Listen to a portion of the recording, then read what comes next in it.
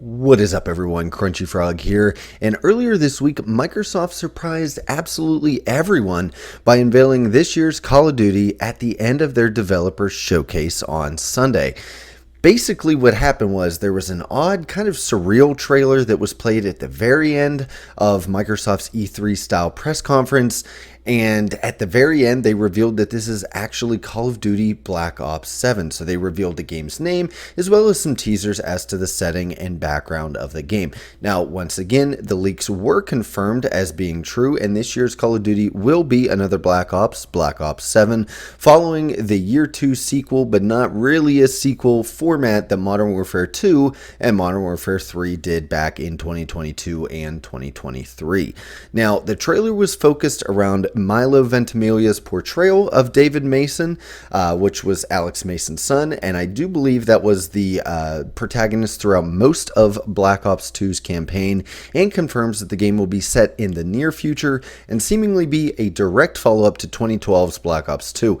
Now, obviously, information surrounding the game is still very, very scarce. We're very early into this thing, and all we really saw was just a few cutscene style moments and clips, and then obviously some teasers there once the game's name was revealed. But today I'll break down everything that we do know from this little bit of information, as well as give my thoughts so far on Call of Duty 2025. So as always, guys, if you enjoy videos like this, make sure to leave a like, as it helps others find the channel. If you want to see more content like this leading up to the release of Black Ops 7 and beyond, make sure to click the subscribe button. And if you would like to see all videos up to a day early and get access to a couple other perks as well, make sure to hit that join button to become a channel member today. So without all of the way, let's get right into it. Now, first, I want to start off by saying everything that we currently know. It is likely going to be $80. Now, everyone, please, please, please hold your anger in, at least for a little bit. That's just kind of the way that the industry is going. But Xbox did confirm titles around the holiday will increase to that $80 tier, just to kind of keep up with industry standards. Stuff like, obviously, we know Nintendo kind of set that with the Switch 2. And, you know, so we don't have this confirmed. No one said 100% that this will be $80, but given what we know and what Microsoft has said already, it's pretty safe to assume. We also do not have a firm release date, but obviously know to expect that end of October, early November timeframe, as we have had for the last however many years for Call of Duty.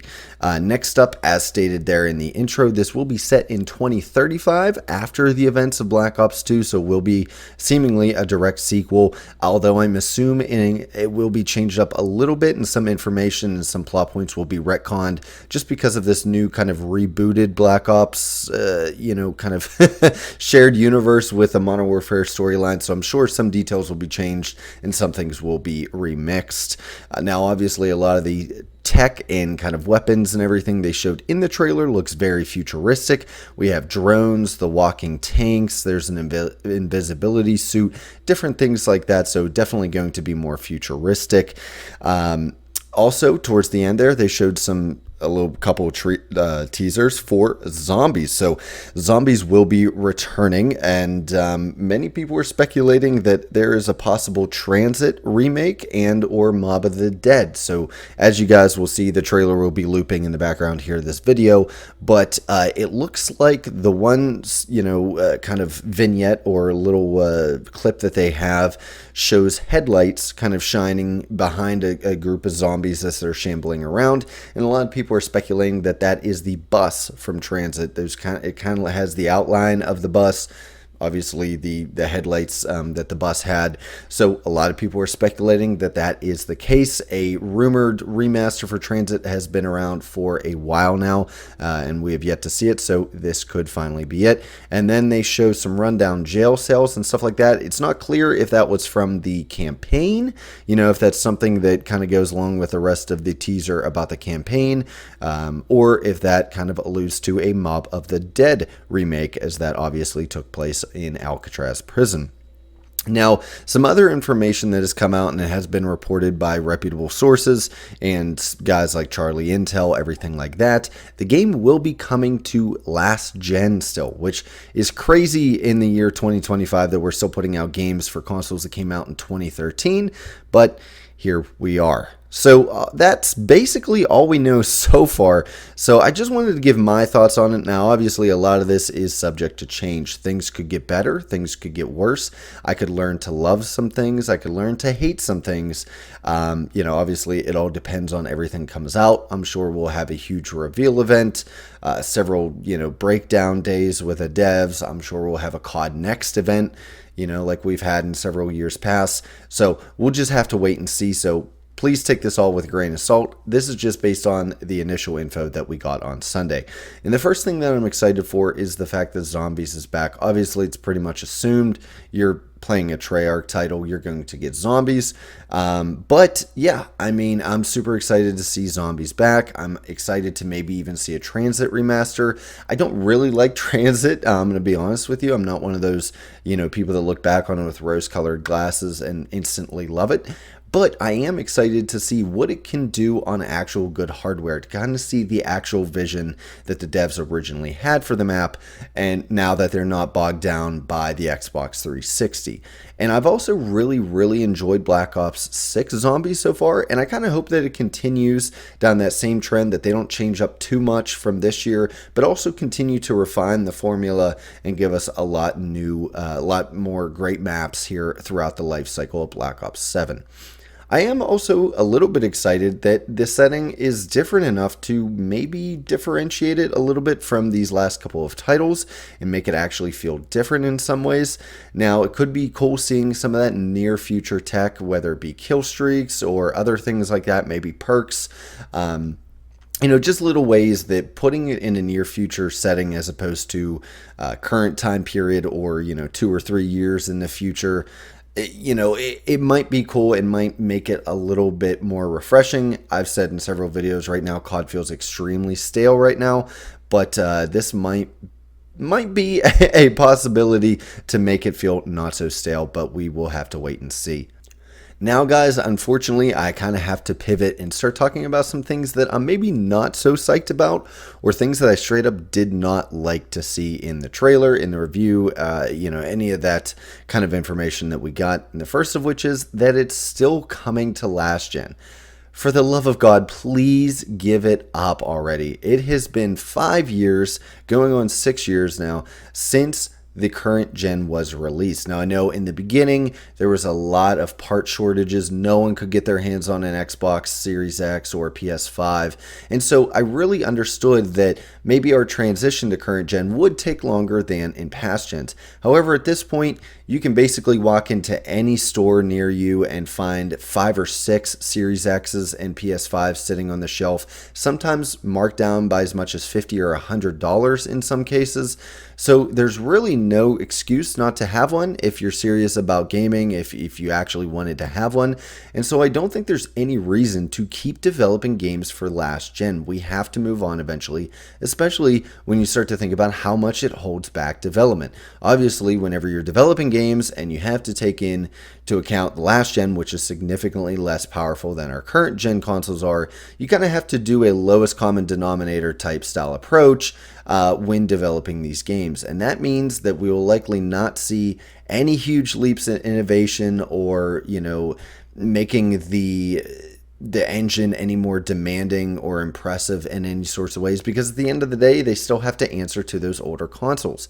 And I think it's held back a lot of current games, not just a COD thing. This is kind of industry-wide for a lot of games that are still doing, Xbox One and PS4 releases. It just holds everything back, as well as it takes a lot of valuable time away from these developers when they could be doing other things instead of porting games to 14-year-old consoles at this point. Well, I guess 12 or 13-year-old consoles at this point.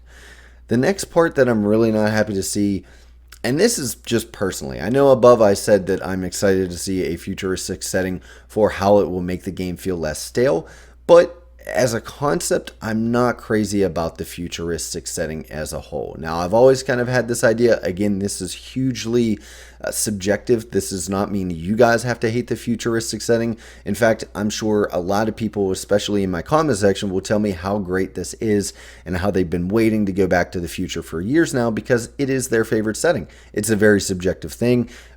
you won't think the way I feel. I won't feel the way you feel. But for me, just in the past, the futuristic CODs never really gelled with me. I was a huge fan of Black Ops 2, where that was kind of near future, so it felt grounded enough. And this is seemingly going to be in that same vein, so I might like it. But I just know in the past, I'm not a huge fan of all those futuristic settings. I didn't even buy Advanced Warfare or Infinite Warfare for that reason. Just doesn't resonate with me, didn't excite me, wasn't anything that I was interested in playing. So I didn't. But again, if it goes down the same road as Black Ops 2, if it treads kind of that same line, I think I could honestly enjoy it like I did with Black Ops 2. And, you know, it won't be too futuristic to lose me while still being futuristic enough to make it feel different than the past few years. Next up, and this is kind of tied in with the setting as well, the unfortunate part is that no matter, and I've talked about it in this video, no matter how much it might start out to feel differently than Black Ops 6 or Modern Warfare 2 or Modern Warfare 3, the setting likely won't mean jack shit within a month or two after release, beyond just the kill streaks that are going to look futuristic and the gun models that will kind of look futuristic. But bundles and microtransactions will run rampant within a month of release, as they have for the last several years, and suddenly any continuity of theme will just be gone. So yeah, the game might start out and it might feel different than all the other CODs because it's a little futuristic and we have a walking tank as a kill streak, and, you know, maybe there's an invisibility cloak kill streak and this, that, and the other. But I guarantee you, within a month or two, we're going to have all kinds of crazy skins and tie-in skins. There's probably going to be whatever the new movie that's coming out, you know, in the first couple months of release. We're going to get a tie-in skin with that.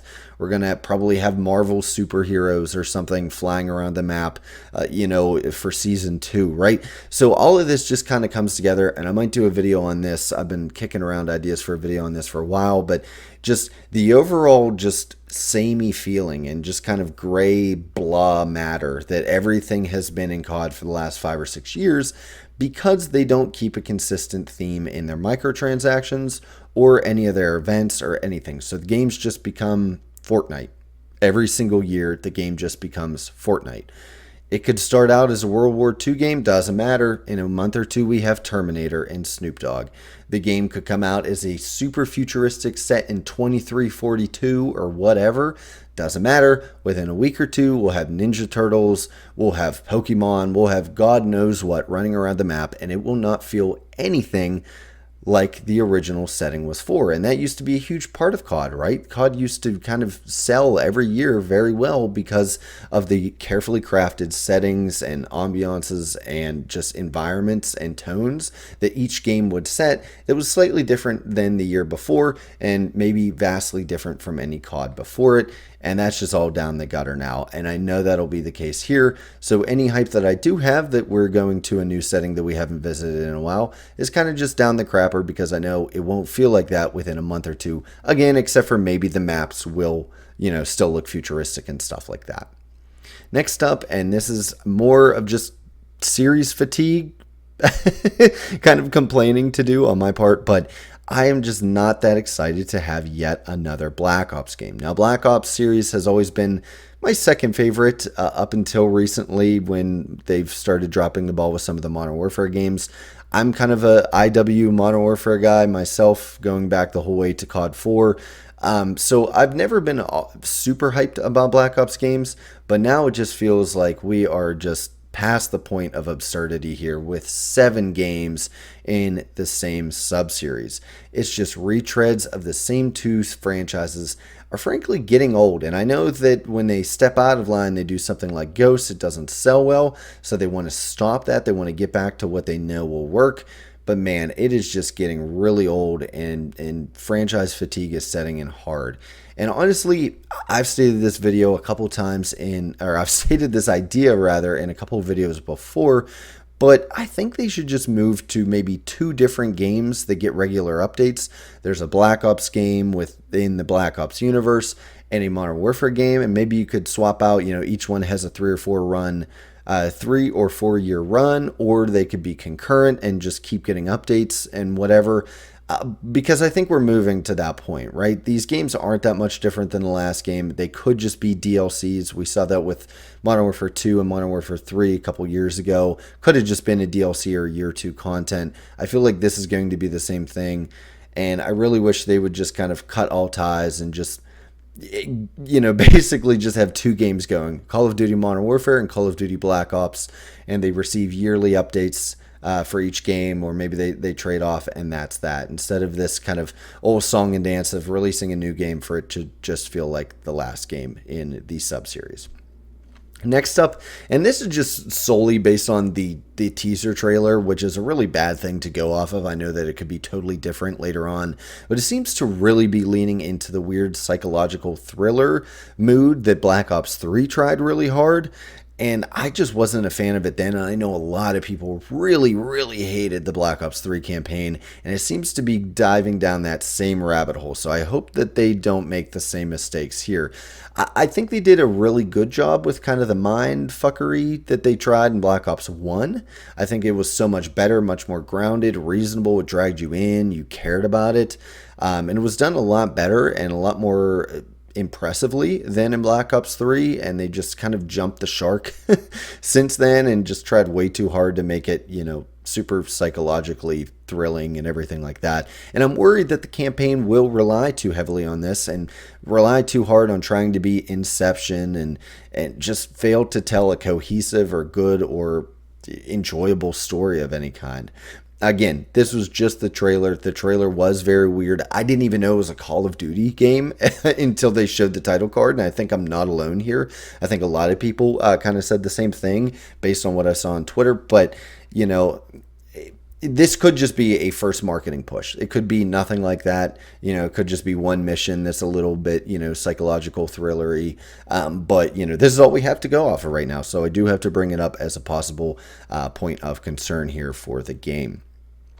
Next up, and this is huge, I won't delve too deeply into it because I have an entire video essay about it on my channel, but we all know it's coming. Skill-based matchmaking will be back, right? And unless they tell us otherwise during CoD Next, which will be an absolutely insane thing to drop on us, we know skill-based will be back. And for those of us like myself that absolutely abhor the strict skill-based matchmaking in public matches, that's just, you kind of start off the game already kind of hating it before you even get your hands on it, because you know what to expect. You're going to sweat, and then it's going to throw you a softball to try to make you feel better about yourself, and then you're going to sweat. You're never going to actually feel any improvement, stuff like that. We've gone over it again in my video essay. I won't tread on it too much here, but a new setting and a new game can only do so much, basically a coat of paint over the same bones. It can only do so much to make you forget that everything underneath is kind of still just as rotten as the last game was. I've had this issue for the last couple of years. I get the new game and I'm so hyped for it because it's a new Call of Duty game. And then day one or day two, I'm already ready to throw my controller at the screen because of the very blatant and heavy-handed matchmaking algorithms. And I know that this year probably won't be any different, but here's to hoping they change their mind and maybe walk back a little bit on that. Next up, and this is just a rumor, so I didn't even really want to include it in this video, but a lot of people are stating it as fact, especially industry leakers, and that is that wall running is kind of speculated to be coming back. And I am not excited for this at all. I know you guys are going to say I'm the old man yelling at the cloud and everything like that, but I hated the jetpack era of CODs with a passion. I enjoyed Black Ops 3 enough, but compared it to, any other game that doesn't have jetpacks, I'd probably pick the non-jetpack game. But I do know that this is an unpopular opinion. Again, this is just my subjective opinion. I definitely prefer just normal boots on the ground gameplay. Hell, I don't even really like the advanced movement stuff like slide canceling and all the Omni movement system we got this year. All of that is just really not for me. And I find myself really hoping that this isn't the case and hoping that these leaks are false, but we'll have to wait and see. That'll probably come in a new video whenever we get more information here later in the summer.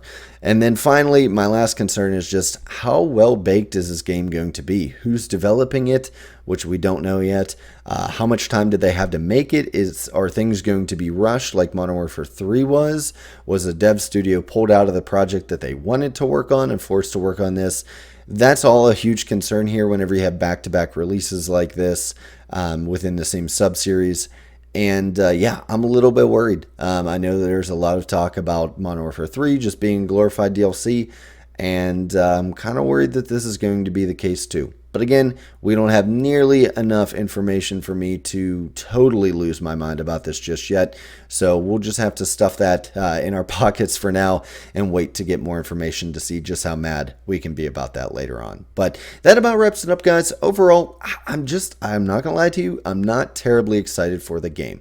Now, I will preface this by saying I am planning on getting it at this point. So for all of you that want to see content about it on the channel, fear not. I will be getting it, especially because it's on Game Pass. And anytime you tell me I can get a game for free and have a couple of nights of fun with friends, I'm going to do it. Does that make me part of the problem? Yeah, probably. I acknowledge that. But you know, at the end of the day, that's kind of what COD relies on, that tradition, playing with your friends. I know my buddies get together for a LAN night on release night, you know, pack in with some beer and pizza and play for, you know, till 4 a.m.